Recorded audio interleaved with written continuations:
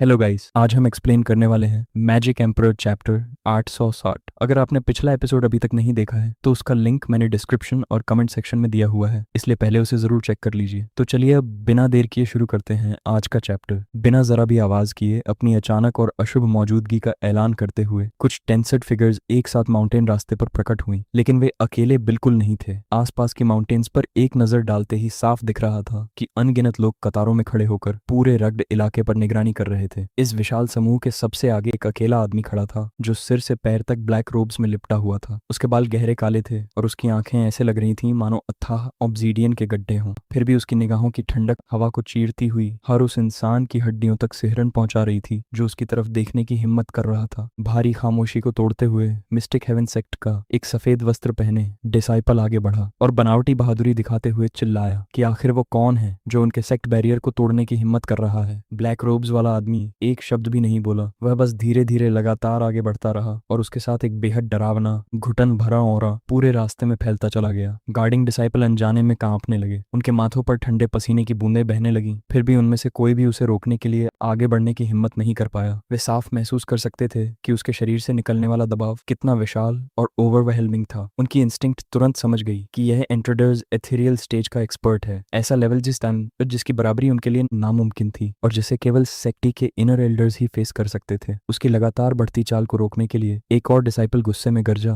और उसे वहीं रुक जाने की चेतावनी दी। उसने ऊंची आवाज में याद दिलाया कि यह बाहर की लॉलेस दुनिया नहीं है जहां कोई भी एथेरियल स्टेज एक्सपर्ट अपनी मर्जी से घूम सके। यह महान मिस्टिकल हेवन सेक्ट था, एक ऐसा गर्द जिसकी प्रोटेक्शन पीक एल्डर्स और वेनरेबल मास्टर्स करते थे। उसने चेतावनी दी कि यहाँ ट्रबल खड़ा करना उसके लिए मौत बुलाने जैसा होगा, मगर काले कपड़ों वाले आदमी को उसकी बातों की जरा भी परवाह नहीं थी। उसने डिसाइपल की चीखों को पूरी तरह नजरअंदाज कर दिया और उसके कदम एक पल को भी नहीं रुके। डिसाइपल का तनाव बढ़ता जा रहा था। उनके दिल जोर जोर से धड़क रहे थे क्योंकि उनकी इंस्टिंक्ट्स लगातार चेतावनी दे रही थी कि कोई विनाशकारी घटना वाली है। अचानक सबसे आगे खड़े डिसाइपल ने अपने पीछे से आती हवा की आवाज सुनी और मुड़कर देखा। अगले ही पल उसके चेहरे पर खुशी छा गई जब उसने सेक्ट लीडर और कोर वेनेरेबल्स को वहां आते देखा। एक ही पल में 7वें, 8वें और 9वें लेयर एथेरियल स्टेज के विशाल और मैजेस्टिक ऑरा पूरे इलाके में फैल गए और डिसाइपल के दिलों से डर मिटाकर उसकी जगह गहरा कॉन्फिडेंस और सुरक्षा की भावना भर दी। भले ही ये गेटकीपर्स खुद इथेरियल स्टेज से बहुत नीचे थे, फिर भी उनके सेंसेस बता रहे थे कि काले कपड़ों वाला आदमी केवल इथेरियल स्टेज की फर्स्ट लेयर में था। अब जब सेक्ट के सबसे शक्तिशाली मास्टर्स खुद मैदान में उतर चुके थे, डिसाइपल को पूरा यकीन हो गया कि वे इस अकेले घुसपैठिए को एक मामूली कीड़े की तरह कुचल देंगे। हालांकि सेक्ट लीडर शुआन अपने मूर्ख डिसिपल्स की तरह अंधा नहीं था। सदियों से सेक्ट लीडर की सर्वोच्च कुर्सी पर बैठने के कारण वह मार्शल वर्ल्ड के छिपे हुए खतरों को बहुत अच्छी तरह समझता था और जानता था कि दिखावे अक्सर धोखा देते हैं। वहीं सेक्ट लीडर शुआन का दिमाग टैक्टिकल क्वेश्चन से भर चुका था। वह जानता था कि जो आदमी इतनी कैजुअली एक सेक्ट के डिफेंसिव अरे को पार कर सकता है, ऐसा अरे जिसे प्राइसलेस सेक्रेड स्टोन से तैयार किया गया हो, उसके पास या तो कोई असाधारण बैकग्राउंड होगा या फिर कोई अनइमेजिनेबल हिडन स्ट्रेंथ। अपना ध्यान फिर से उस इंट्रूडर की तरफ मोड़ते हुए सेक्ट लीडर शुआन ने बड़े विनम्र तरीके से अपने हाथ जोड़कर फॉर्मल ग्रीटिंग दी और पूछा कि आखिर यह महान सर कौन है और किस फैक्शन से इतनी दूर यात्रा करके मिस्टिकल हेवन सेक्ट को चुनौती देने आए हैं। काले कपड़ों वाला आदमी अचानक ठीक उसके सामने रुक गया। उसने धीरे से अपना सिर उठाया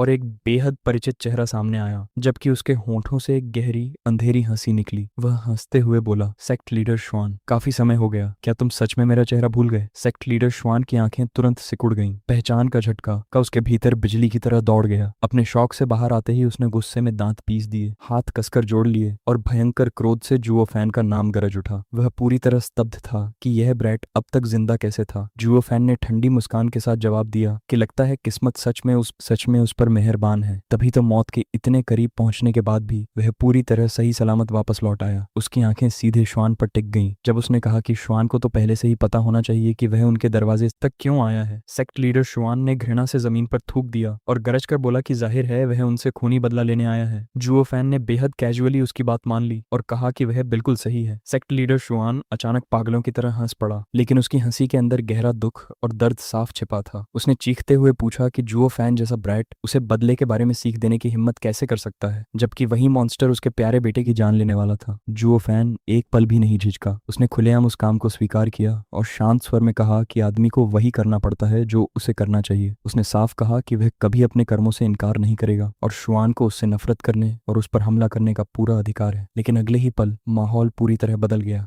जुओ फैन की आंखें खून जैसी लाल रोशनी से चमकने लगीं। उनमें ऐसी ब्लड थर्स्ट भरी थी जो कभी शांत नहीं हो सकती थी। उसने बेहद ठंडे स्वर में कहा कि भले ही शुआन को बदला लेने का अधिकार था, लेकिन उसे अपना गुस्सा शिए वुयू पर निकालना चाहिए था, किसी निर्दोष तीसरे इंसान पर नहीं। उसने बताया कि डीमन स्किमिक सेक्ट के हाई वेनेरेबल उसके डाओ मास्टर थे और वह पहले उनके पुराने झगड़ों को दोबारा उठाने नहीं आया था, लेकिन उसके मास्टर की बेवजह हत्या ने एक ऐसी सीमा पार कर दी थी जिसे कभी माफ नहीं किया जा सकता। यह सुनते ही सेक्ट लीडर श्वान किसी पागल इंसान की तरह ठहाके मारकर हंसने लगा। उसने जुओ फैन का मजाक उड़ाते हुए कहा कि आखिरकार उस एरोगेंट ब्रैट को किसी अपने को खोने का दर्द समझ आया। वह जहरीली हंसी के साथ बोला कि उसे अंदाजा ही नहीं था कि वह बूढ़ा आदमी जुओ फैन के लिए इतना मायने रखता है। अगर उसे यह पता होता तो हेवन ट्रेलिंग स्वॉर्ड द्वारा एल्डर युआन को मारने के बाद वह खुद उसकी लाश को पूरे वेस्टर्न लैंड्स के सामने घसीटकर अपमानित करता। शुआन झर भरी आवाज में बोला कि बेटे की गलती पिता की जिम्मेदारी होती है और डिसिप्लिन की उसके मास्टर की कमी। उसने कहा कि उसे जुओ फैन के लिए अपने सारे जलते हुए गुस्से को उसी बूढ़े की लाश पर निकाल देना चाहिए था। जुओ फैन की भौहें गुस्से से बुरी तरह कांप उठी। उसके दांत आपस में घिसने लगे जब उसने बेहद खतरनाक आवाज में कहा, एक बार फिर वो शब्द बोलकर दिखा। लेकिन सेक्ट लीडर श्वान अपने दुख और नफरत में पूरी तरह अंधा हो चुका था। वह गरज कर बोला कि अगर उसका मन करे तो वह 100 बार भी वही बात दोहराएगा। उसने फिर से कहा कि वह उस ओल्ड की कॉर्पस को चीरता, कुचलता और टुकड़े टुकड़े कर देता। उसके चेहरे पर एक क्रूर मुस्कान आई जब उसने कहा कि जुओ फैन बिल्कुल सही समय पर आया है। पहले वह उसे यहीं मार डालेगा, फिर खुद डीमन स्किमिंग सेक्ट के खंडहरों में जाएगा, उस बूढ़े बेवकूफ का सिर काटेगा और मास्टर डिसिपल दोनों की लाशों को साथ में म्यूटिलेट करेगा ताकि उसकी अनंत नफरत शांत हो सके। अचानक जुओ फैन के चेहरे से सारा गुस्सा गायब हो गया। उसकी जगह एक बेहद डरावनी और क्रूअल मुस्कान ने ले ली, ऐसी मुस्कान जो पूर्ण विनाश का वादा कर रही थी। उसने धीरे से कहा कि वह पहले केवल चू चिंग चेंग के मास्टर और उसके फेलो डिसाइपल को छोड़ने वाला था और सिर्फ उन लीडर्स को मारने आया था जो जिम्मेदार थे, लेकिन अब श्वान के गंदे मुंह की वजह से मिस्टिक हेवन सेक्ट को इस दुनिया में जीने का कोई अधिकार नहीं बचा। सेक्ट लीडर श्वान उस धमकी पर हाइस्टेरिकली हंस पड़ा। उसने ताने मारते हुए पूछा कि क्या सच में कोई अकेला इंसान उनके सेक्ट को मिटाने का सपना देख सकता है। वह चिल्लाया कि भले ही जुओ फैन पिछली बार वाली बाहरी मदद फिर से ले आए, उससे भी कुछ नहीं बदलेगा। वेस्टर्न लैंड्स के किसी मान्यता प्राप्त सेक्ट को पूरी तरह खत्म करना कॉन्टिनेंट की रूलिंग पावर्स को नाराज करना था और उसके परिणाम बेहद घातक होते। जुओ फैन बस मुस्कुराया। उसकी आंखों में एक जंगली टेरिफाइंग सैवेजरी चमक उठी जब उसने जवाब दिया कि उसके जैसे इंसान के लिए, जिसे दुनिया पहले ही मरा हुआ मान चुकी है, वेस्टर्न लैंड्स के राजनीतिक नियमों की कोई कीमत नहीं है। उसने ऐसी ठंडी सर्टेनिटी के साथ कहा कि मिस्टिकल हेवन सेक्ट अगली सुबह का सूरज कभी नहीं देख पाएगा। एक और शब्द बर्बाद किए बिना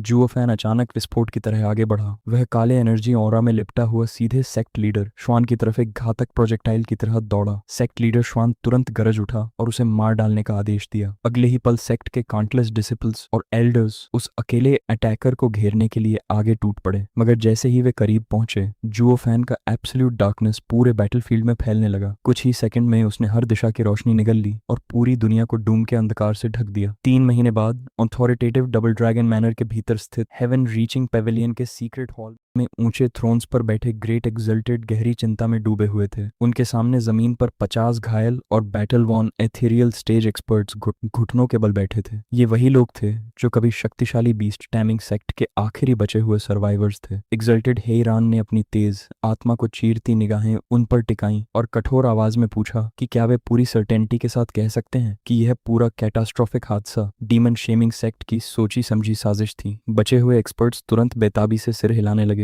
और बोले कि इसमें जरा भी शक नहीं कि यह सब शिए वुयू की ट्रेचरस योजना थी। उन्होंने कहा कि डीमन शेमिंग सेक्ट ने अलायंस का इस्तेमाल करके पहले बीस्ट टेमिंग सेक्ट को तियानायु की ताकतों से लड़वाया और फिर उन्हें इंटरनल ट्रेटर्स खत्म करने के बहाने इस्तेमाल किया। लेकिन उसी दौरान उन्होंने सीक्रेटली बीस्ट टेमिंग सेक्ट के होम टेरिटरी पर पीछे से हमला कर दिया और पूरे सेक्ट को नष्ट कर डाला। उन्होंने कहा कि और कोई वजह हो ही नहीं सकती कि उनका शक्तिशाली सेक्ट बैरियर इतनी आसानी से टूट जाए और उनका घर पूरी तरह रूइंस में बदल जाए। उनका मानना था कि शिए वुयू के साथ ऑफिशियल एग्रीमेंट होने की वजह से उनके सेक्ट लीडर की सतर्कता कम हो गई थी और उसी मौके का फायदा उठाकर हिडन अटैकर्स ने डेवास्टेटिंग रेड शुरू किया। गुस्से और दर्द से भरी आंखों में आंसू लिए वे एक्सल्टेड से न्याय की भीख मांगने लगे कि उनके राइटियस बीस्ट टेमिंग सेक्ट के लिए इंसाफ किया जाए। एक्सल्टेड हेरान की आंखें बेहद ठंडी हो गईं। उसने दूर देखते हुए गुस्से में अपनी मुट्ठी भींच ली और शिए वुयू को कोसने लगा। उसे याद आया कि उसने पहले ही उस चालाक आदमी को अननेसेसरी ट्रबल न खड़ा करने की चेतावनी चेतावनी दी थी। हेईरान मन ही मन सोचने लगा कि शायद शिए वुयू को लगने लगा था कि एक्सल्टेड उसकी अंडरहैंडेड चालों को नहीं देख सकते। उसने क्रोध में कहा कि उसने पहले उसकी छोटी मोटी हरकतों को नजरअंदाज किया था, लेकिन इस बार वह इतना नीचे गिर गया कि वेस्टर्न लैंड्स में डेंजरस आउटसाइडर्स तक को ले आया, सिर्फ एक रिवल सेक्ट को कमजोर करने के लिए। लेकिन एक्सल्टेड बाय मेई ने शांत और कैलकुलेशन से भरी आवाज में अपनी शंका जताई। उसने कहा कि भले ही डीमंस किमिक सेक्ट की छिपी हुई शक्ति बढ़ रही हो, क्या शिए वुयू सच में इतना रेकलेस हो सकता है कि ऐसा फॉरबिडन काम करे? उसने हेईरान को एंशिएंट सेक्रेड लॉ की याद दिलाई, जिसके अनुसार वेस्टर्न लैंड्स के 9 सेक्ट्स के बीच के पॉलिटिकल कॉन्फ्लिक्ट्स कभी भी पूर्ण एनहिलेशन तक नहीं पहुंच सकते। यह नियम वेस्टर्न लैंड्स का हर कल्टिवेटर जानता था। बायमेई ने कहा कि जिस पल कोई सेक्ट इस सेक्रेड डिक्री को तोड़ेगा, बाकी 8 सेक्ट्स तुरंत एकजुट होकर उसे अस्तित्व से मिटा देंगे। उसने सवाल किया कि क्या ये यूएस सच में बदले के लिए अपने सेक्ट की टोटल डिस्ट्रक्शन का रिस्क उठाएगा? बायमेई गहरी सोच में डूब गया। उसने कहा कि अगर यह डीमन स्कीमिंग सेक्ट का काम नहीं था, तो फिर वे एक टेरिफाइंग मिस्ट्री के सामने खड़े हैं, क्योंकि सिर्फ एक रात में पूरे 20 टैमिंग सेक्ट की सीमा के अंदर एक भी जीवित आत्मा नहीं बची थी। अपने साथी की बात सुनकर इस एक्सल्टेड हेईरान की आंखें और गहरी हो गईं। उसका दिमाग तेजी से कैलकुलेशंस करने लगा। तभी एक भयावह संभावना उसके मन में बिजली की तरह कौंधी और वह मन ही मन बुदबुदाया, क्या ये सब करने वाला अनस्टॉपेबल मॉन्स्टर क्या वही हो सकता है? ऑलराइट गाइज, यहीं पर ये चैप्टर खत्म होता है। उम्मीद है आपको आज की वीडियो पसंद आई होगी। अगर वीडियो अच्छी लगी हो तो लाइक, कमेंट और वीडियो को हाइप करना बिल्कुल मत भूलना, ताकि ऐसे ही और अमेजिंग चैप्टर्स जल्दी आते रहें।